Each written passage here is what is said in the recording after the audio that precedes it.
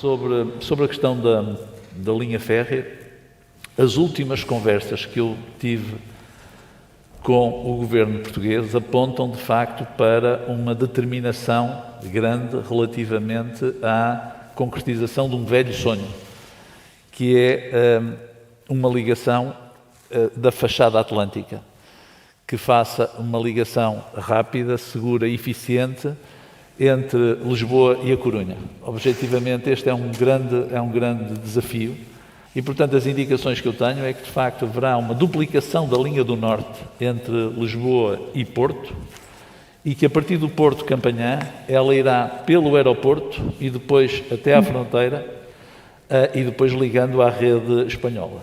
E, a ser assim, nós teremos, de facto, a possibilidade de, finalmente, termos uma ligação ferroviária que resolva um pouco a complexidade que nós temos no nosso território.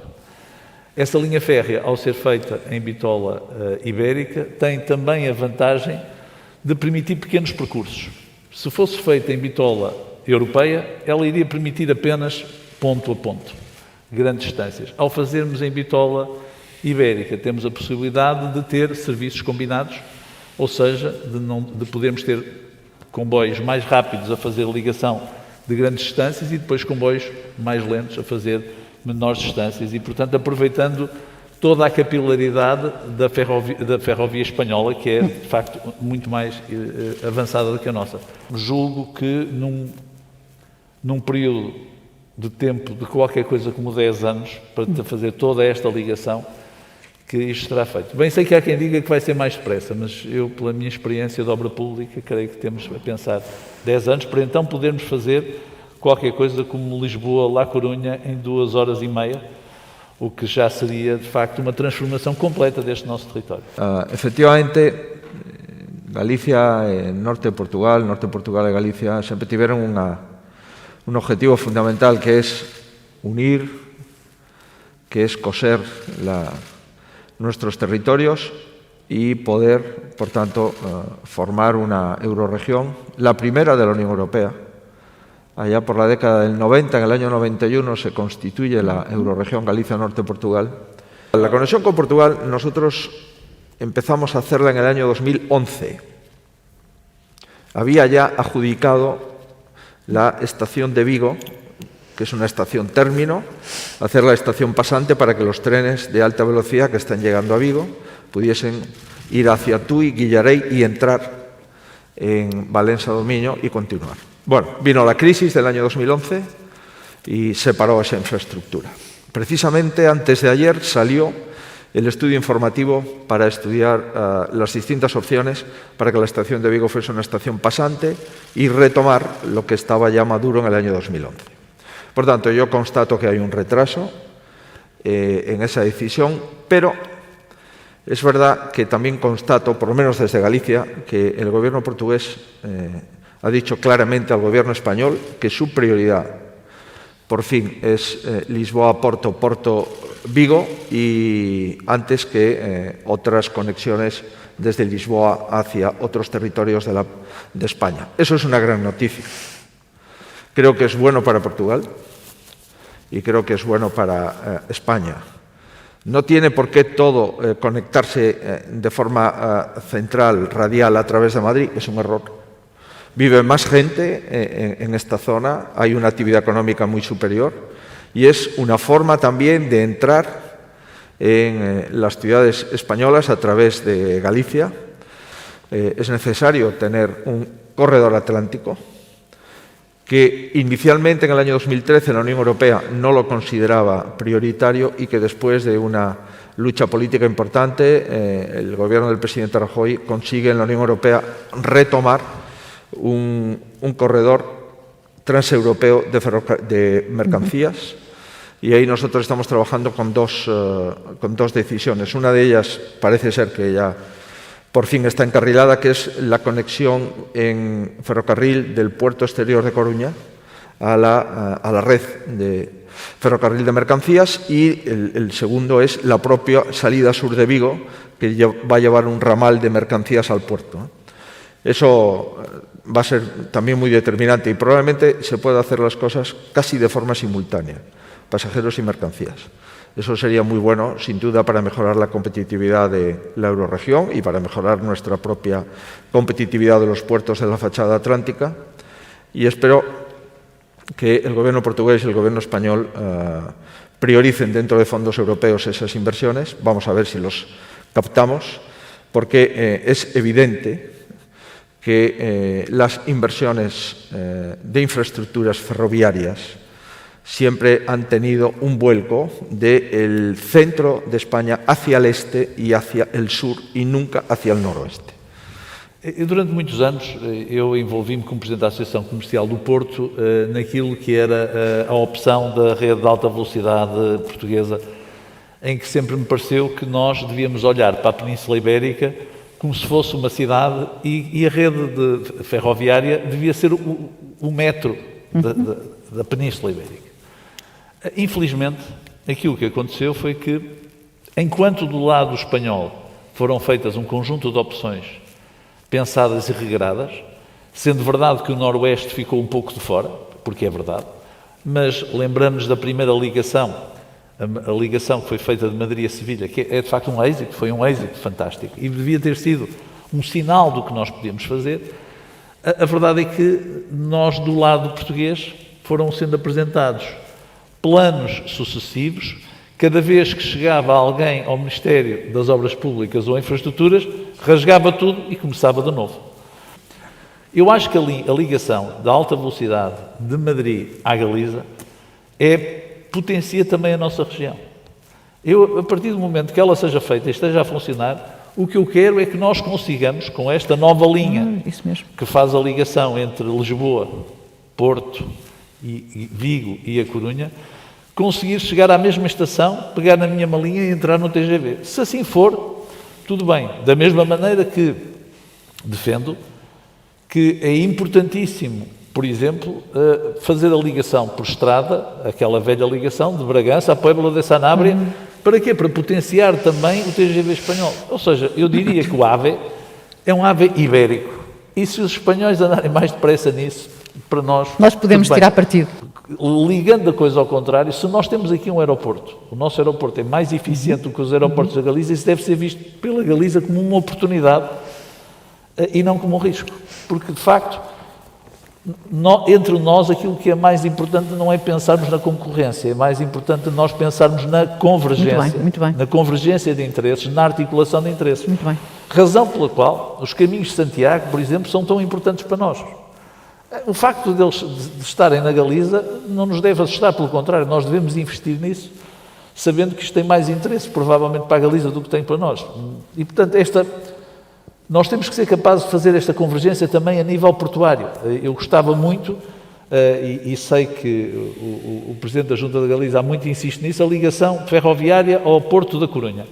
Eu não vejo isso como uma ameaça para Leixões, não, vejo o contrário, vejo esta nossa região a ficar de uma certa forma, com um conjunto de fatores de competitividade internacional maiores. Portanto, eu diria, a nossa perspectiva tem que ser sempre uma perspectiva de juntos somos muito mais fortes. Se fizermos coisas em conjunto, se percebermos que a Galiza tem determinados fatores de competitividade que nos ajudam a nós por spillover, e nós temos fatores de competitividade que ajudam a Galiza por spillover, se fizermos isso, precisaremos também menos dos governos nacionais. Absolutamente. Ou seja, também nos libertaremos do centralismo através da nossa capacidade de construir estas pontes. El autogobierno gallego empieza en 1981 y estamos celebrando los 40 años de autogobierno y estamos haciendo pues, la auditoría de lo que éramos y lo que somos. En el año 1981 Galicia era la tercera región española con menor renta per cápita. Estábamos por debajo del 80% de renta media y hoy superamos el 92-93% de la renta media de España. Considerando que España en estos últimos 40 años ha pegado un incremento espectacular. Por tanto, estamos compitiendo dentro de un territorio que también crece muchísimo su renta media y que es uno de los países de la Unión Europea que más se aproxima a la renta media per cápita de la propia Unión Europea. Por tanto, en un contexto de éxito político, de éxito institucional, de éxito económico, pues hemos subido muchos peldaños en nuestra renta media. Desde el punto de vista de exportaciones, hoy Galicia es una de las segunda, tercera comunidad autónoma con mayor exportación de España.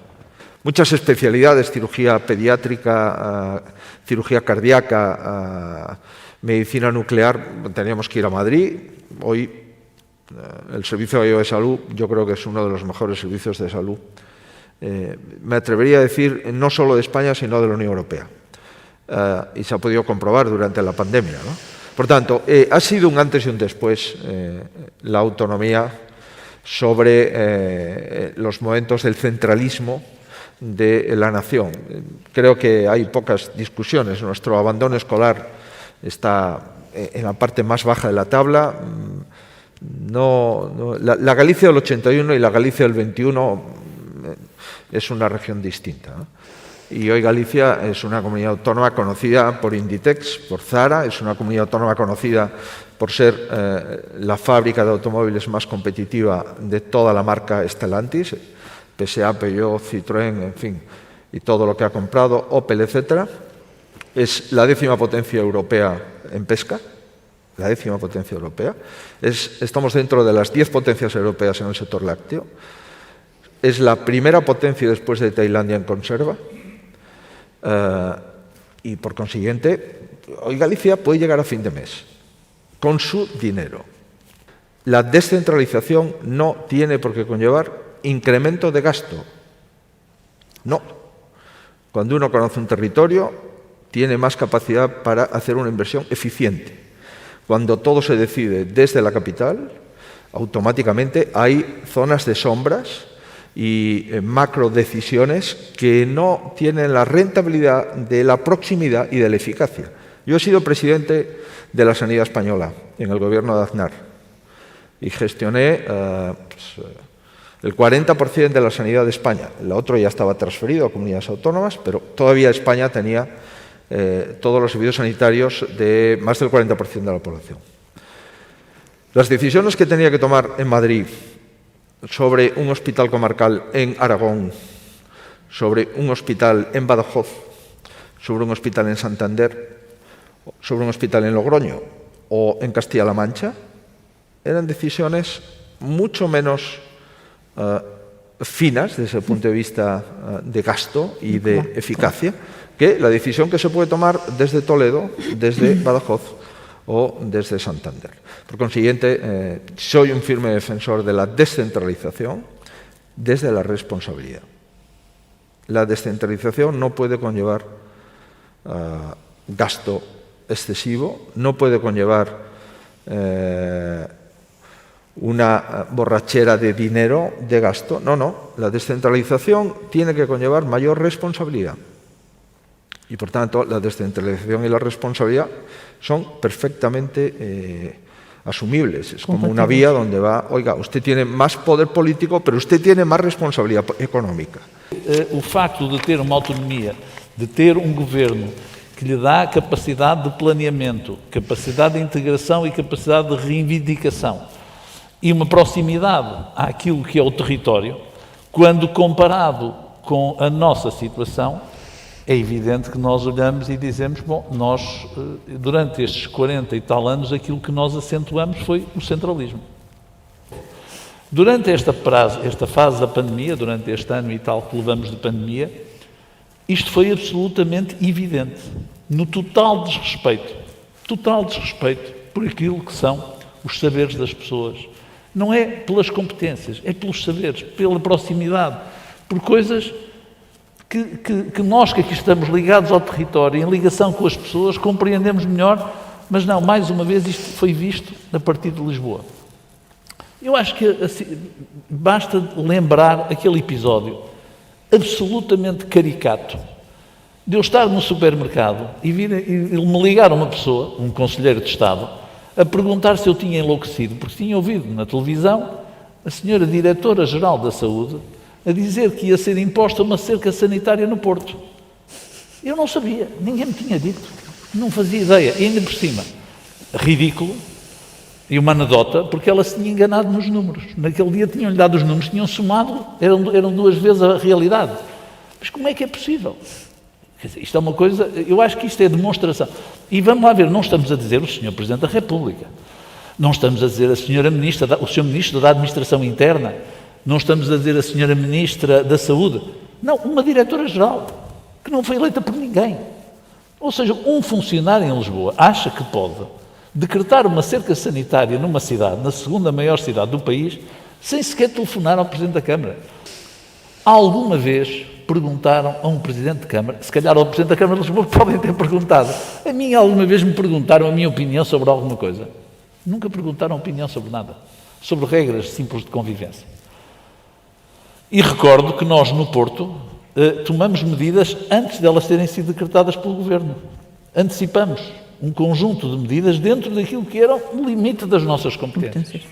Distribuímos máscaras aos bairros sociais, quando ainda andavam a dizer que as máscaras não serviam de nada. Mandamos os trabalhadores municipais para casa, numa altura em que diziam que ainda não sabiam se era preciso, se ainda não havia estado de emergência, mas depois, pura e simplesmente, ignoraram. Mas isto agrava-se agora com o quê? Com o PRR. Mais uma vez ele vai ser usado na capital. E porquê? Como a capital não tem acesso a fundos, e não tem acesso a fundos porque não é uma região de convergência, eles vão usar o PRR como se fosse um financiamento àquela região. Isto é absolutamente óbvio. Vejamos apenas na cultura, que é uma área, até porque estamos num teatro, que me diz que tem para mim uma importância particular. Não são muitas as verbas do PRR para a cultura. Não são muitas. Mas ainda assim seria razoável pensar que as verbas que são atribuídas à cultura fossem atribuídas nesta altura em particular para questões imateriais. Claro. Quando se foi ver o que é o plano PRR para a cultura, aquilo que aparece é um documento que diz que o dinheiro vai ser distribuído para reabilitar museus e monumentos nacionais. E eu fui ver a lista. E monumento nacional e no Porto não há nenhum para ser reabilitado, não temos problema. A museu há um, mas é um museu que é do Estado, onde o Estado pouco tem feito, que é o Museu Soares Reis. Um museu, dos 43 ou 44. Mas eu no Porto não faz mal, pronto, fiquei satisfeito. Mas depois fui ver de Lisboa, são 21. Quer dizer, dos 43 monumentos e museus que vão ser reabilitados com dinheiro do PRR, 21 são em Lisboa. E ninguém diz nada. O nosso Conselho Municipal pronunciou-se, o nosso Executivo Municipal pronunciou-se, mas está toda a gente satisfeita. Ou seja, o Estado vai usar o PRR para poupar aquilo que já devia ter sido feito e que não é capaz de fazer e vai pôr o dinheiro em Lisboa. E, portanto, este é outra anedota. E depois, para finalizar, aquilo que nos estão a fazer com a pseudo-descentralização. Neste sítio aqui, nós, há mais de um ano, discutimos, e discuti com outros presidentes de Câmara, discutimos a questão da descentralização. E eu chamei a atenção que o que estava a acontecer era uma desorçamentação, não era mais do que isso. Na altura, houve uns que se comprometeram, outros não, outros já assinaram, enfim, é normal também. Apenas um número que é engraçado. Nós resolvemos fazer contas porque nós, em março do próximo ano, vamos ficar obrigatoriamente, por lei, com as competências na área da coesão social. E perguntamos ao Ministério quanto é que vão transferir para a Câmara do Porto, para nós desempenharmos essa tarefa. Vão transferir 1,8 milhões de euros por ano. E nós pedimos para se fazer um estudo, mandamos fazer um estudo autónomo para saber quanto é que vai custar à Câmara Municipal do Porto.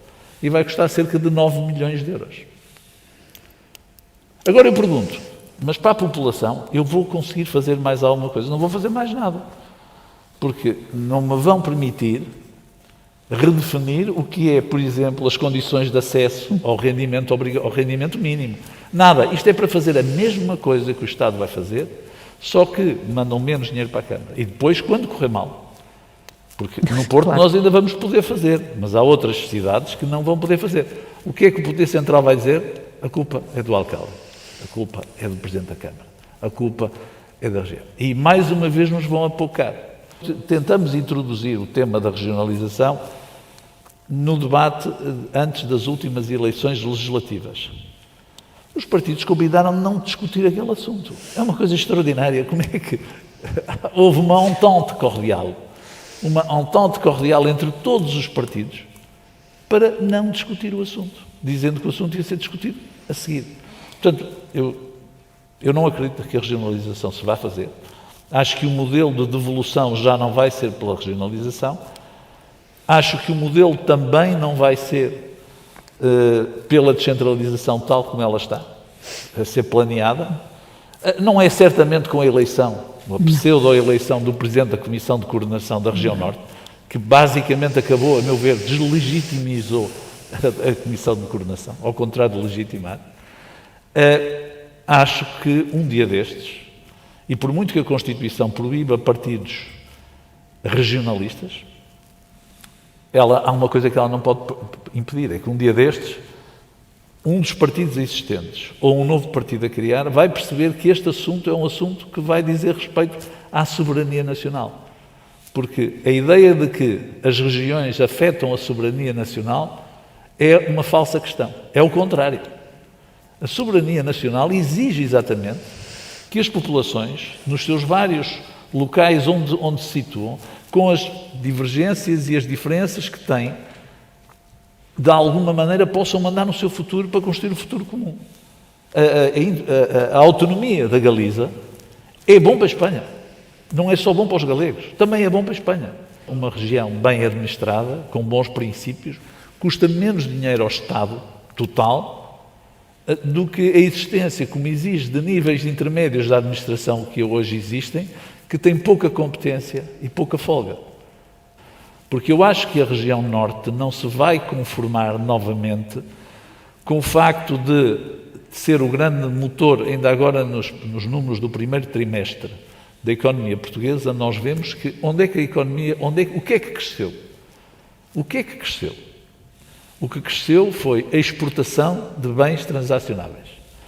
Foi o que cresceu em Portugal, no primeiro trimestre. No resto, naturalmente, nos serviços, levamos uma grande pancada, é normal por causa do turismo. Onde é que surge claramente esta exportação de bens transacionáveis? Numa parte da região centro e numa parte da região norte, numa macro-região. É aqui. E nós dificilmente nos vamos conformar com o nosso PIB continuar a não convergir com a União Europeia. A termos qualquer coisa como 60% do PIB, mais coisa, menos coisa. E, portanto, vai haver um momento em que os cidadãos não vão já questionar isto que elas hoje já questionam.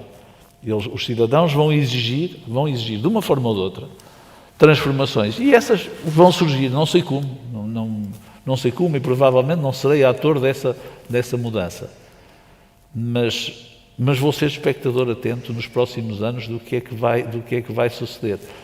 E, portanto, eu relativamente a isso, a única coisa que queria dizer, e acho que é fundamental, é dizer assim, ainda bem que a Galiza tem esta autonomia, que consegue, também tem um excelente presidente, que também ajuda, mas teve esta capacidade durante a pandemia, nós assistimos, aliás, eu estive lá durante a pandemia, tive o prazer de estar com o Sr. Presidente e tinha estado lá também no verão, de férias, durante 1 ou 2 dias, e percebi de facto qual a diferença. A diferença é que lá as pessoas interpretam que há alguém da proximidade, há um governo da proximidade que pôde tomar decisões, enquanto nós aqui podemos tomar decisão nenhuma.